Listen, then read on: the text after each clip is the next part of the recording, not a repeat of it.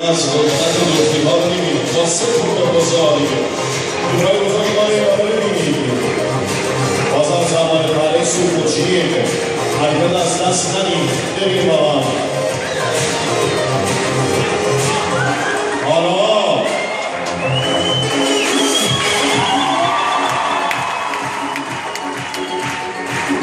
والله يعوض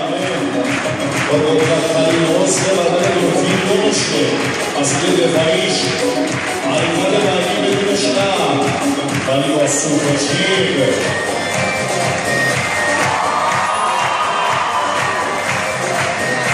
بسیار عالی مرسی که با ما همراه بودیم جشن دلفین‌ها رو ملاحظه فرمودیم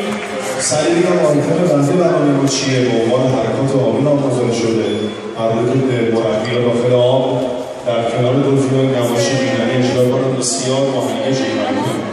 تا این ممکنه میشه الان یک سورپرایز دیگه بهتون معرفی میکنم بسیار دوست داشتنی و پر افتخار و پر انرژی و بی‌یادماندنیه فقط یک توضیح رو دقت کنید خیلی وقتا پیش اومده در گوش و کنار از ما پرسیدن که چه احساسی به آدم دست میده وقتی که انسان داخل آب در کنار دلفین قرار میگیره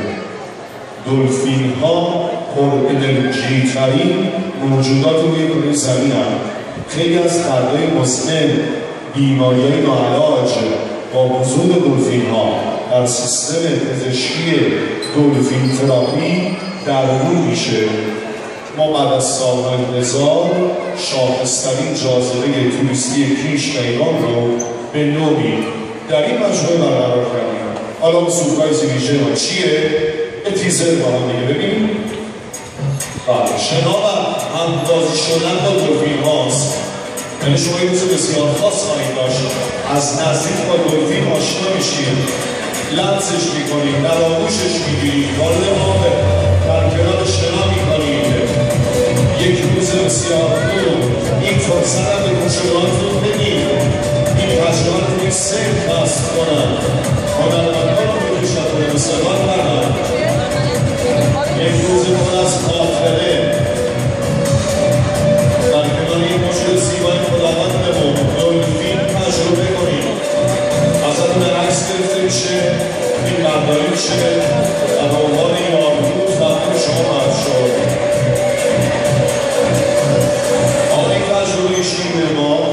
محسن اولین بار در ایران در فصل بهاری و آفتابی جزیره زیبکیش دلیل سبزی‌های ما و از تمام امتحان در کنار این موجود بسیار دوست داشتنی خداوند دلفین بی‌نهایت میچسبه هدف اصلی سیاه کشمیر